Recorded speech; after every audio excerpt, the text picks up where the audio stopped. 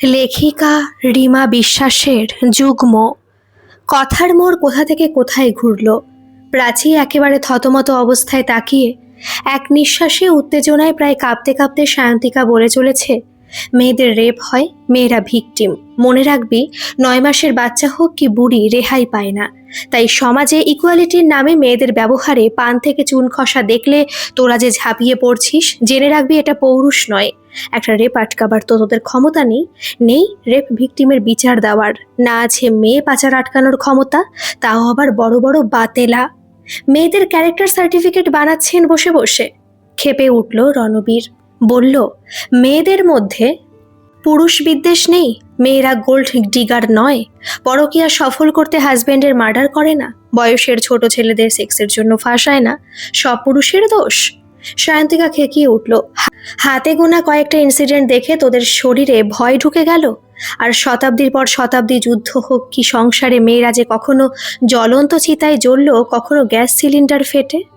সেই আর্তনাদের আওয়াজ তোদের কানে এসে পৌঁছালো কয়েক আলোকবর্ষ পরে। বাংলায় রামমোহন রায়, বিদ্যাসাগর, স্বামীজি না জন্মালে ভারতবর্ষের মেয়েদের পায়ের বেড়ি অন্তত তোদের মতো হীনমনস্ক লোকের হাতে খুলত না। কটা কেস শুনেছিস 4জন মেয়ে মিলে একটা ছেলের হাত পা বেঁধে যৌন নির্যাতন চালাচ্ছে? কোলের বাচ্চাকে বন্দি বানিয়ে পুরুষের ওপর যৌন নির্যাতন শুনেছিস? রেপ বললাম না, কারণ মেয়েদের পুরুষের রেপ করার ক্ষমতা প্রকৃতি দেয়নি। একেবারে গলায় শীতলতা এনে রণবীর বলল, তোরা যখন পুরুষদের ওপর এতটাই বিরক্ত, তখন প্রেম করতে আসিস কেন? খুব পার্সোনালি নিয়ে ফেললি কথাটা, মানে সহ্য করতে পারলি না আর, তাই তো? রণবীর চুপ করে আছে। সায়ন্তিকা হঠাৎ বলল, এই জন্যই বলছিলাম চারুলতা একদম ঠিক ডিসিশন নিয়েছে। আস্তে করে রণবীর বলল, চালু তাই? এরপরে ঝগড়াটা তীব্র আকার নিল। প্রাচী কিছুই জানে না কদিনের ওর অ্যাবসেন্সে এখানে এদের ভিতর কি কি ঘটে গেছে। আর মাঝে চারুলতাই বা আসছে কেন? এখানে এরা দুজন কেউ কারো কথা শুনতে রাজি নয়, কেউ কাউকে বলার সুযোগ পর্যন্ত দিচ্ছে না। সায়ন্তিকা এক নিঃশ্বাসে ওর সরু গলায় জোর দিয়ে বলে চলেছে প্রায় নিস্তরঙ্গ নদীর মতো, চারুলতাকে তুই চালাক মেয়ে বললি কোন সেন্সে? তোদের অদৃশ চারুকে ডিজার্ভ করে না? এবার তেতে উঠল রণবীর। অদৃশ ডিজার্ভ করে না? ওর এডুকেশন জানিস? কত টাকা ওর মান্থলি ইনকাম? ছেলেটা কত সোবার? ও তোদের তো আবার আলফা মেন টাইপ জঙ্গলি ক্যারেক্টার পছন্দ। ফর ইউর কাইন্ড ইনফরমেশন, তোরা সবাই ওই ক্যাটাগরিতেই পড়িস। বাইরে থেকে সোবার হওয়ার মুখোশ পড়িস মাত্র, ভিতরে তোদের মধ্যে একটা জঙ্গলি সব সময় ঘর ঘর করে। তাহলে তুই বা আছিস কেন আমার সঙ্গে? শটান চেয়ার ছেড়ে উঠে দাঁড়িয়ে সায়ন্তিকা বলল, then let's break up. Prachi প্রায় উত্তেজনায় দম বন্ধ অবস্থায় বলল, শি স্টপ ইউ বোথ। কি করছিস কি তোরা? Have you both gone mad? Sayantika এক মুহূর্ত না দাঁড়িয়ে বায়ু বেগে ছুটল। প্রাচী এদিক ওদিক দেখে পিছু নিল সায়ন্তিকার। আজ বন্ধুদের গ্যাদারিং ছিল বিপ্লব সানিয়ার ফ্ল্যাটে। ওরা আয়োজক হলেও বেচারার যখন চিকেন পকোড়া ট্রে নিয়ে সবে রুফটপ ডিনারে এসেছে, ততক্ষণে লঙ্কায় আগুন লেগে গেছে। সায়ন্তিকা এখন রাস্তায় প্রায় ঘোড়া হয়ে ছুটছে। প্রাচীকেও একই স্পিড নিতে হলো। বৃষ্টি আসার আগের মুহূর্ত, আকাশে গুড়গুড় রব, ঠান্ডা হাওয়া বইছে দুলে দুলে। একটা কেমিস্ট শপের কাচের দরজা ঠেলে সায়ন্তিকা ঢুকলো। ওর পেছনে ঢুকেছে প্রাচীও। স্যারিডন দুটো? সায়ন্তিকা চাইল। প্রাচী নরম গলায় বলল, এতটা হাইপার হয়ে গেলি কেন? ওর দিকে ফিরে তাকিয়ে সায়ন্তিকার ঝাঁঝালো মুখ কোমল সহসা। ইস, তুই এত দূর আমার জন্য এলি? আমি খেয়াল করিনি, এত খারাপ। ওকে থামিয়ে দেয় প্রাচী। চারুলতাকে নিয়ে ইস্যু কি?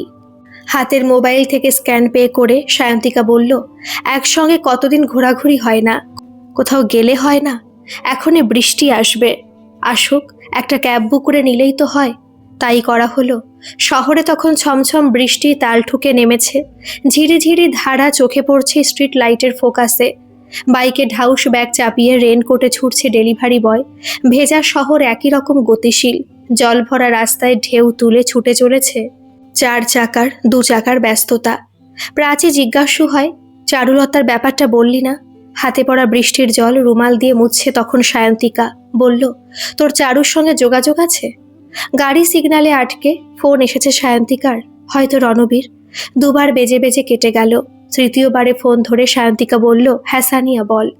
সায়ন্তিকা কথা বলছে, কিছুটা উত্তেজনায়, কিন্তু ওর উত্তেজনা ক্রমশ স্থিমিত হয়ে আসছিল আরেকজনের প্রকট উপস্থিতির আবেশে। চারুলতাকে প্রথম দেখে যে কোনো পুরুষের মনে প্রেম ভাব আসা অস্বাভাবিক নয়।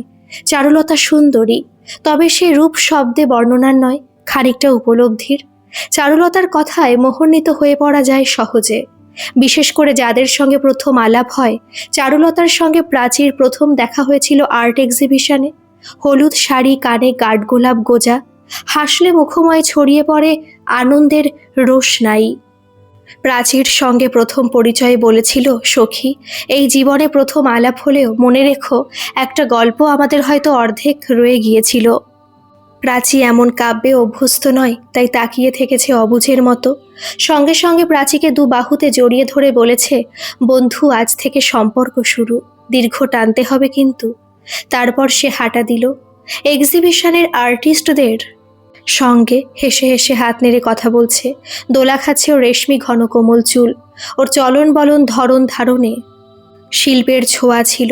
হঠাৎ দেখা, তারপর ভুলে যাওয়ার মেয়ে ছিল না চারুলতা। তারপরও বহুবার দেখা হয়েছে, যখন বন্ধুদের সঙ্গে একসঙ্গে বেরিয়েছে কোথাও। স্কিনি জিন্স আর সাদা ক্রপ টপে তখন সে অন্য মানুষ। রোদ চশমা মাথায় তুলে বলছে, son so jealous of your beauty, it's a make up melting summer god. তারপর সিনেমা হল থেকে বেরিয়ে ঠোঁট ফুলিয়ে সেলফি নেওয়া, তার সঙ্গে সঙ্গে ইনস্টাগ্রামে পোস্ট করা। তখন আর পাঁচটা মেয়ের মাঝে বিশেষ বৈচিত্র্য না পেলেও কোথাও যেন একটা জাগ ছিল ওর মধ্যে। খুব ক্যাজুয়াল থাকাটাও বোধহয় একটা স্টাইল। চারুলতার সঙ্গে বন্ধুত্বটা প্রাচীর হয়েছিল একরকম ওর প্রতি আকর্ষণে। আকর্ষণ সবসময় যে পুরুষ আর নারীর ভিতর কেবল যৌনতার কারণেই হয় তা নয়। কেউ অপরের থেকে উন্নত হলে তার প্রতি আকর্ষণ স্বাভাবিক। প্রাচীর ভালো লাগতো চারুলতা যেভাবে নিজেকে তুলে ধরে। ওর চাইতে বয়সে কয়েক বছরের বড় ছিল, তাই দিদি ডাকতে ইচ্ছে না করলেও তুমি বলতো। প্রায়ই যেতে ওর বাড়িতে। ওর ঘরখানা বড় সুন্দর, বলা যায় ওর রুচির প্রতিবিম্ব। নিজেদের বাড়ি, বাগান রয়েছে সামনে। ওর দোতলার বেডরুম লাগোয়া ব্যালকনির মুখটা খুলেছে ওদের বাগানে। সাদা মার্বেলের মেঝে, হলুদ পাতলা পর্দা, ঘরের কোণে লম্বা ফুলদানিতে ফুল রাখা, দেওয়াল জোড়া আলমারিতে ঠাসা বই, সাদা পায়জামা আর সাদা শার্টে চারুলতা। প্রাচীকে দেখে চনমনে হেসেছিল। তারপর দেখিয়েছিল ওর ডায়েরি, উপন্যাস আর কবিতার আন্ডারলাইন করা কিছু পংক্তি। বলেছিল ওর হিন্দি রোমান্টিক গান ভালো লাগে, কিন্তু আগেকার দিনের সেই লিরিক্সগুলো নাকি অসামান্য। তারপর গেয়েছিল মোহাম্মদ রফির গলার গান, লিখে जो खत तुझे ও तेरे याद में हजार रंग के नजरे बन गए। আর এই চারুলতার সঙ্গে যখন প্রথম আলাপ হলো অদৃশ্যের, তখনও সাক্ষী ছিল প্রাচী। অনুষ্ঠানটা ছিল রণবীরের মা বাবার 30 বছরের বিবাহ বার্ষিকী। ওরা বন্ধুরা সবাই নিমন্ত্রিত। রণবীরের মা বাবা গলায় মোটা মোটা মালা পরে বেশ অস্বস্তিতে, কিন্তু রণবীর আর ওর বোনের ভয়ে সেগুলো গলা থেকে নামাবার সাহস পাচ্ছিলেন না। কাকু কাকিমার জন্য আনা গিফটগুলো তখন একে একে ওরা দিচ্ছে। রণবীর কাউকে দেখে হাত তুলে ডাকলো। তুতে রঙের পাঞ্জাবি আর সাদা পায়জামায় এলো এক যুবক, বেশ লম্বা, চেহারায় জৌলুস আছে, চকচকে গালে সদ্য কামানো দাড়ির সবুজে আভা, নাক চিবুক বেশ ধারালো, কপাল চওড়া, চুল ঘাপসা, কাঁধবুক প্রশস্ত, পেশিবহুল না হলেও গড়ন সুঠাম নির্মেদ। রণবীর ওর বাবা মার সঙ্গে পরিচয় করিয়ে বলল, অদৃশকে মনে পড়ে? ক্লাস 12-এর কমার্সের ব্যাচ আদু। কাকিমা চিবুক ধরে চুমু খেলেন।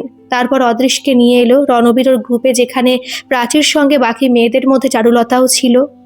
আর যা কারো চোখ এড়ায়নি তা হলো এই অত্যন্ত স্মার্ট এবং পরে জেনেছিল প্রতিষ্ঠিত ছেলেটা ভীষণ নার্ভাস হয়েছিল চারুলতার সঙ্গে দুটো কথা বলেই।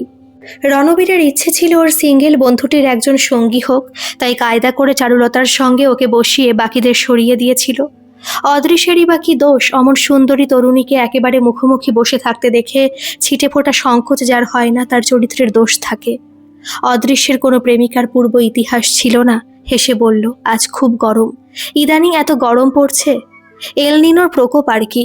মৃদু হেসে চারুলতা বলল, আপনি বুঝি আবহাওয়া অফিসে আছেন? অদৃশ্য যেন হোঁচট খেলো। আমতা আমতা করে বলল, না, আমি সিএ। একটা নরম সুরে চারুলতা বলল, আপনার তবে সব দিকে নলেজ। কি যেন বলছিলেন এল নিনোর ব্যাপারে?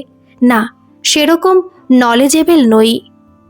আপনি কি রণবীরের কলেজ ফ্রেন্ড? না, রণবীর আমার বান্ধবীর সখা। মানে? অদৃশ আবারও ভ্যাবাচ্যাকা। আপনি একেবারে জেনজি টাইপ। সখা মানে বলতে চেয়েছি বিএফ। অদৃশ তাও বুঝল না। হয়তো সেদিন অদৃশ বিমোহিত হয়ে পড়েছিল। ভ্রু ভঙ্গ করে চারুলতা বলল, প্রেম ঠেম করেছেন কখনো? অদৃশের ভঙ্গিটা এমন যেন জিজ্ঞেস করা হলো, মদ খেয়েছেন কখনো? দুহাত নেড়ে জিভ কেটে বলল, না না, তবে আপনার সঙ্গে জমবে না। আপনি একজন অভিজ্ঞ অ্যাকাউন্টেন্ট হিসেবে যশ প্রাপ্তি করুন। এ দৃশ্য সেদিন সবাই উপভোগ করেছিল। প্রাচী এরপর নিজের চাকরি নিয়ে ব্যস্ত হয়ে পড়েছিল মাস 3। অফিস থেকে ওকে চেন্নাই পাঠিয়েছিল 2 মাসের জন্য।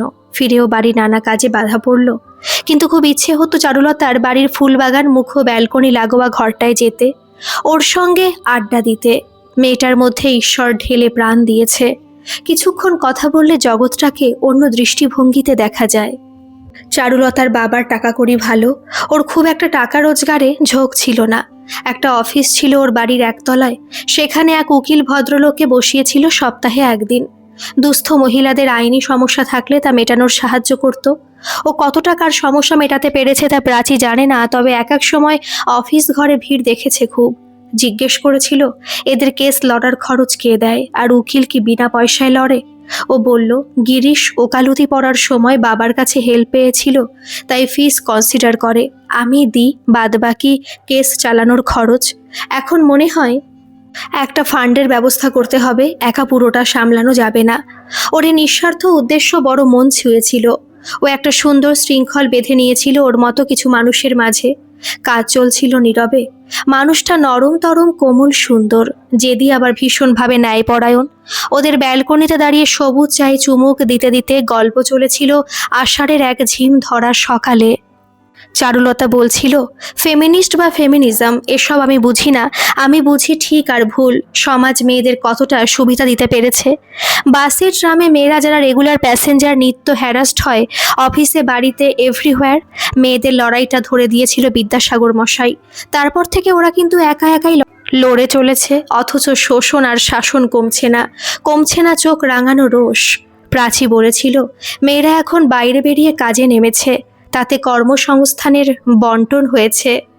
রাগটা এইখানেই। মেয়েরা কোট প্যান্ট বুট পরে কর্পোরেট জবে যাবে, এ যেন অসহ্য পুরুষের কাছে। চারুলতা বলল, শুধু পুরুষ নয়, মহিলারাও, যারা বংশ পরম্পরায় স্বাধীনতা অনুভব করেনি, তাদের মধ্যে দাসত্বটা নিয়ম আর ভালো হওয়ার ডেফিনেশন হয়ে গেছে। এর বাইরে কাউকে অত্যন্ত স্বাধীন আর সফল দেখলে ওরা মেনে নিতে পারে না। নিজের হীনমন্যতা ঢাকতে এরা যোগ দেয় ওই স্বাধীন মেয়েগুলোর বিরুদ্ধে, আর তাদের ডানা কাটতে পারলে যেন ওরা পরম শান্তি পায়।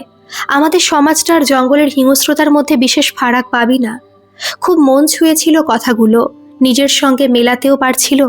এমন মানুষের সঙ্গে দেখা করতে যেতে মন কার না চায়। তাই প্রাচী সময় পেলেই যেত।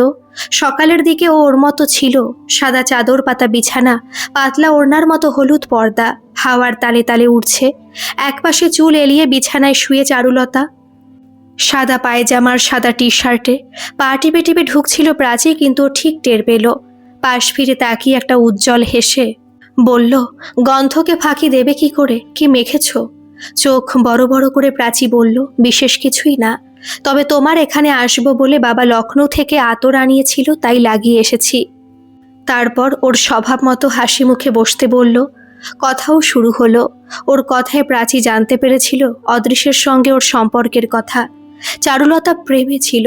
অদৃশ্যের নাম উঠতেই ওর দুগাল রাঙা হয়ে উঠছিল, ফুটে উঠছিল মুখময় হাসি। প্রাচী মজার ছলে বলল, তোমার বুদ্ধু অদৃশ বোধহয় স্বপ্নে ভাবেনি তার বরাতে এমন রাজকন্যা লেখা আছে।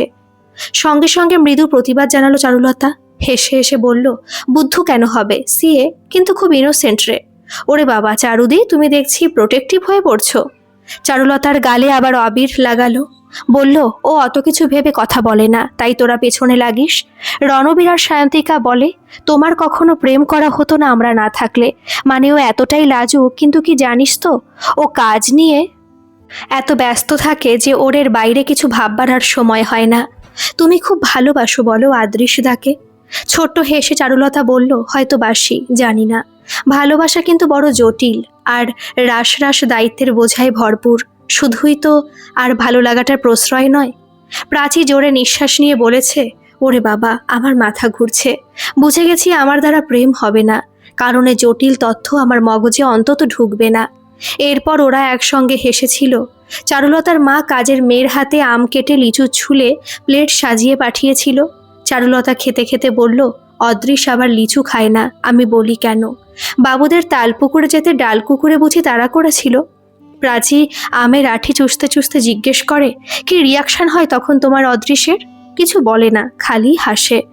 প্রাচী সেই দিনই একটা সুখের দীর্ঘ দাম্পত্য জীবন কল্পনা করে এসেছিল, যা বহুদিন দেখা যায় না। এখন মানুষ বিয়ে করে কেমন স্বার্থ সুবিধা ভেবে। প্রেম কই? প্রেম থাকলে বিচ্ছেদ কেন হবে? অহংবোধ যেখানে সেখানেই বিচ্ছেদ। ভালোবাসার মাঝে অহংকার আসবে কেন? বড় ভালো অনুভব করেছিল সেদিন প্রাচী। বাস, ক্যাব, অটোর হর্ন, ট্রাফিক পেরিয়ে পেট্রোল ডিজেলের তীব্র গন্ধ নাকে নিয়ে যখন একটা বিশাল আম গাছের তলায় এসে শোয়া যায়, তখন যে তৃপ্তি আসে, সেই রকম একটা তৃপ্তি এসেছিল সেদিন। কিন্তু তারও প্রায় 1 বছর বাদে প্রাচী আবার যখন বন্ধু মহলে ফিরল, তখনই কোন বিতর্ক শুনল। গত 1 বছর ওর আর এদিকটায় আসা হয়নি। বন্ধুরা বেশি উত্তর কলকাতায় ছড়িয়ে ছিটিয়ে থাকে, প্রাচীর বাড়ি দক্ষিণ কলকাতায়। এদিকে আবার কোম্পানি থেকে 1 বছরের জন্য প্রাচী ট্রান্সফার করেছিল চেন্নাই। কম্পিউটার সায়েন্স নিয়ে পড়াশোনা করেছিল। কোম্পানি বড় প্রজেক্টের ওপর কাজ চলছিল, তাই ব্যস্ত ছিল খুব। বাইরে মেসে রুম শেয়ার করে থাকা, অল্টারনেটিভ ডেতে কুকিং, কখনো বাজারের হ্যাপা, লন্ড্রি, তার সঙ্গে অফিসের লোড, মাঝে মধ্যে শরীর খারাপ তো ছিলই। তাই সেভাবে এদের সঙ্গে নিয়মিত যোগাযোগ হয়ে ওঠেনি। তবে এইটুকু জানতো, চারুলতার এখনো বিয়ে হয়নি। বিয়ে নেক্সট ইয়ার, আর ওকে নিমন্ত্রণ জানাবেই। তবে 1 বছরে ওদের মাঝে এমন কি হলো যে ওদের নিয়ে তর্কাতর্কি করতে করতে রণবীর, সায়ন্তিকা, যারা নাকি প্রায় 10 বছর ধরে রিলেশনে, তারা বলছে ব্রেকআপ করে নে। তাই আর স্বস্তিতে থাকা গেল না। বৃষ্টিময় রাতে নেশালো ঘুম হয়, কিন্তু প্রাচীর হলো না। একটা ছেঁড়া ছেঁড়া ঘুমের মাঝে বারে বারে ভেসে এলো চারুলতার সেই প্রথম দিনের মুখ। হলুদ শাড়ি, কানের পাশের কাঠগোলাপ, ওর শোবার ঘরের সাদা বিছানার চাদরেও শুয়ে, ঘরের কোণে লিলি সাজানো। সকালের দিকটা চারুলতা ফাঁকাই থাকে। অফিস থেকে নিজেও সিক লিভ নিয়েছিল প্রাচী। শরীর ইদানিং ওরও ভালো যাচ্ছিল না। তার উপর বাড়ি থেকে ইদানিং বিয়ের প্রেশার দিতে শুরু করেছে। অন্যান্য দিনের সাবলীলতায় না হলেও কিছুটা সংকোচেই আজ চারুলতার ঘরে ঢুকলো প্রাচী। চারুলতা ঘরে ছিল না, অথচ গেটের বাইরে ওদের কাজের বউ বলল, দিদি ওপরে নিজের ঘরে আছে। কিছুটা এগোতে দেখলো ব্যালকনিতে দাঁড়িয়ে চারুলতা, বোধহয় পাতাবাহার গাছে জল দিচ্ছে। আজ লখনৌয়ের আতর কাজ করলো না। প্রাচী আজও সেই গন্ধ মেখে এসেছিল। চারুলতা যদিও ফিরেছে ওর দিকে, হয়তো কাপড়ের খসখস শব্দে, কারণ পা টিপে আজও এসেছিল প্রাচী। চারুলতা একই রকম উজ্জ্বলতায় হাসল, বলল, বিদেশিনী যে। বিদেশ কোথায়, দেশেই তো ছিলাম। প্রবাসী শব্দটা বোধহয় ফিট করবে। বলো। একেবারেই না, আমি এখন এখানে পাকাপাকিভাবে চলে এসেছি। একটা দীর্ঘশ্বাস ফেলে চারুলতা বলল, পাকাপাকি কিছু হয় না। কোম্পানি দরকার পড়লে আবার পাঠাবে না ভাবছিস? বলে গাছের গোড়ায় ওর হাতের কম্পোস্ট সারের প্যাকেট থেকে চামচে মেপে সার দিতে লাগলো। প্রাচী চুপ করে রইল। একটা কথা বাতাসে যেন ঘুরপাক খাচ্ছিল, প্রাণ পাচ্ছিল না। প্রাচী বলেই ফেলল, হাওয়ায় ভাসতে থাকা সেই অস্বস্তি থেকে ছেঁকে নেওয়া কথাখানি। বলল, অদৃষ্টার সঙ্গে তোমার। কথা পুরো করার আগেই ওর দিকে ফিরল চারুলতা, বলল, অদৃশ আমার জীবনের ক্লোজ চ্যাপ্টার। কিন্তু কেন? অদৃশদা তো খুব ভালো মানুষ, তুমি বলতে ইনোসেন্ট। কাঁধে হাত রেখে চারুলতা বলল, চল ভেতরে খাটে গিয়ে বসে কথা বলি। তাই এলো ওরা। প্রাচী আর অন্য কোনো কথা নয়, শুধু অদৃশ্যের সঙ্গে ওর ব্রেকআপের কারণ জানতে চাইছিল। বুঝতে পারছিল চারুলতাও। বুদ্ধিবোধ দুই ওর প্রখর। বলল, দীর্ঘদিন ধরে তোর কাছে যখন রাখা থাকবে কোনো সাহিত্যকর্ম, তুই সেই সাহিত্যিকের সৃষ্টির প্রতি পাতা পড়ে তার প্রতি শ্রদ্ধাশীল হবি, তার পথ অনুসরণ করবি, তাকে ভালোবাসতে শুরু করবি। আর ঠিক সেই সময় যদি জানতে পারিস ওগুলো তার সৃষ্টি নয়, সব চুরি করা লেখা ছিল, তখন কেমন হবে তোর মনের অবস্থা? চারুলতা, আমি অত বুঝি না, তুমি সহজ করে বলো। দীর্ঘশ্বাস ফেলল চারুলতা, বলল, আমি অদৃশকে পছন্দ করেছিলাম ওর ইনোসেন্সের জন্য। Okay as a life partner ভাবার কথা ভাবি ওর মন মানসিকতা দেখে। অদৃশকে আমি নিউট্রাল একজন মানুষ ভাবতাম, কিন্তু আমি ভুল ছিলাম প্রাচী। কেন? যখন কোনো মেয়ের ওপর নির্যাতনের নিউজ আসতো, আমি দেখেছি অদৃশ খুব উত্তেজিত হয়ে পড়তো। পুলিশ প্রশাসন, নেতা মন্ত্রী কাউকে গালাগাল দিতে ছাড়তো না। বেশ কিছুদিন ওর খুব মুড খারাপ থাকতো। আমার মনে হতো বুঝি সমাজের অংশ হয়ে এই অন্যায় ঠেকাতে পারছে না বলে গুমড়ে মরছে। কিন্তু এই অদৃশ্যী একদিন আমার সঙ্গে অটোয় চেপে যাচ্ছিল, আর এক মহিলাকে অটোওয়ালার সঙ্গে খুচরো পয়সা দেওয়া নিয়ে ঝগড়া করতে দেখে বলল, মহিলার অতিরিক্ত সাহস, অটোওয়ালা একটা পুরুষ মানুষ এভাবে তার সঙ্গে মুখে মুখে তর্ক করে কখনো? মেয়েদের আজকাল সৌম্যতা, ভদ্রতা এসব চলে যাচ্ছে। চারুলতা শুনে অবাক হয়েছে।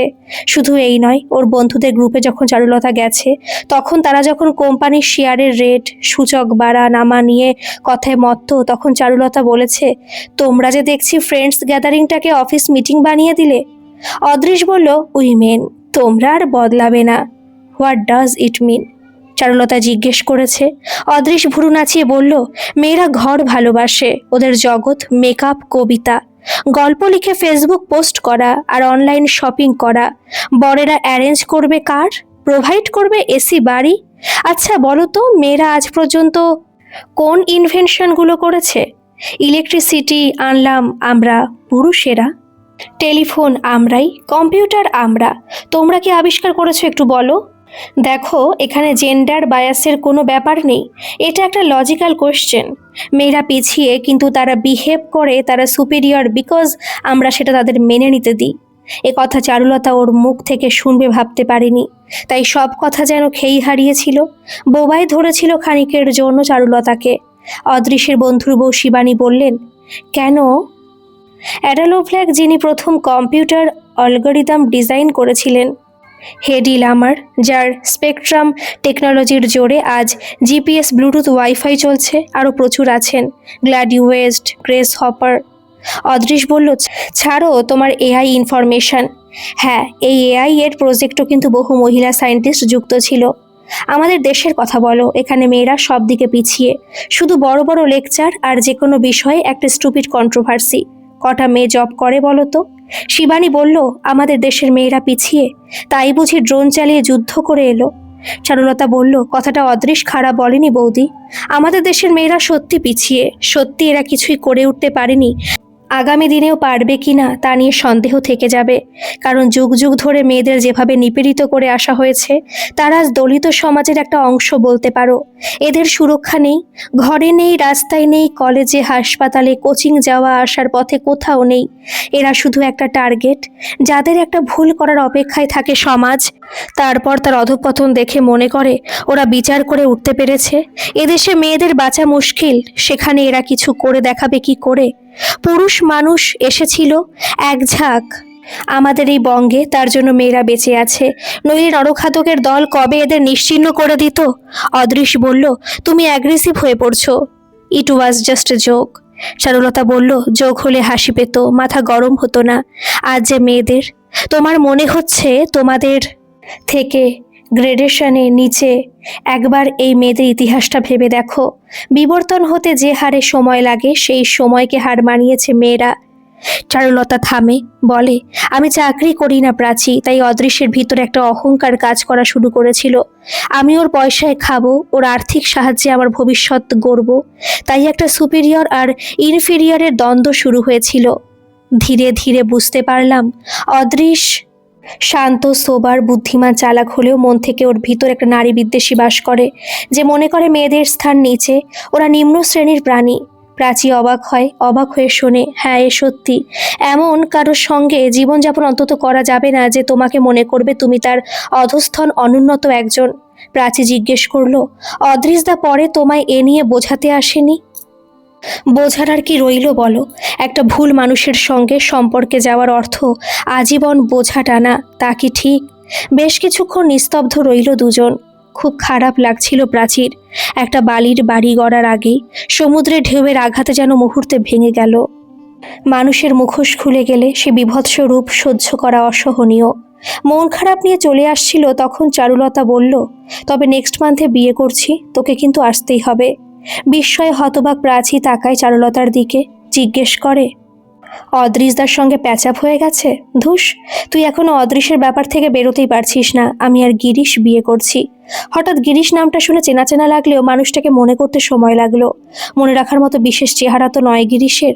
ময়লা রং, মধ্যম উচ্চতা, মাথার চুল প্রায়ই উঠে গেছে, শুধু চোখ মুখে বুদ্ধির ছাপ স্পষ্ট। কয়েকবার দেখেছি ওর অফিস ঘরটায়। লোকটা কথা কম বলে, তবে খুব মিশুকে, কাজের মাঝেও ইয়ার্কি ঠাট্টা করে পরিবেশ হালকা রাখে। তাও নিশ্চিত করতে বলল, গিরিশ মানে তুমি যাকে তোমার বাড়ির চেম্বারে ওকালতির পারপাসে বসিয়েছ? রে। গিরিশ বিনা পয়সায় মেয়েগুলোর জন্য লড়ে যাচ্ছে, প্রচুর পরিশ্রম করে। পেট চালাবার জন্য অন্য কেসও তো লড়তে হয়। তারপর সিনিয়র উকিলদের সঙ্গে বসা। অনেক মহিলা জমি বাড়ি ফিরে পেয়েছে, হাজবেন্ড থেকে অ্যালিমনি পেয়েছে। রেপ ভিকটিমদের জন্য লড়ছেও। নিউজে শুধু বড়লোকদের খবর আসে, অ্যালিমনি নিয়ে তর্কের ঝড় ওঠে, অথচ অশিক্ষিত রুগ্ন সে মেয়েগুলোর কথা কেউ বলে না, যার বর 3টে বাচ্চা সমেত তাড়িয়ে দিয়েছে।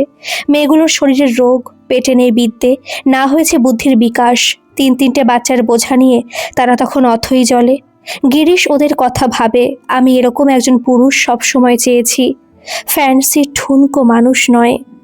খারাপ হয়ে আসা মনটা প্রাচী নতুন করে ভালো হয়ে গেল। সেদিন একরকম ছবির কল্পনা করেছিল ঠিকই, কিন্তু আজকের দিনটা যেন অনেক মুক্তির বার্তা দেয়, শিক্ষার প্রয়োগের বার্তা দেয়। প্রাচীর বরাবরই ভালো লাগতো চারুলতাকে, আজ যেন শ্রদ্ধা বেড়ে যাচ্ছিল। মনে মনে বলল, ঘরে ঘরে জন্মা কেমন চারুলতা, আর প্রত্যেক চারুলতার জন্য বরাদ্দ থাকুক একটা করে গিরিশ। বাড়ির বাইরে তখন চনমনে রোদ, লেজ ফুলিয়ে ছুটতে পালারও একটা কাঠবেড়ালি। তরবরিয়ে উঠল চারুলতার বাগানের পেয়ারা গাছটায়। 2টো শালিক গলা ঝেড়ে ঝগড়ায় নেমেছে।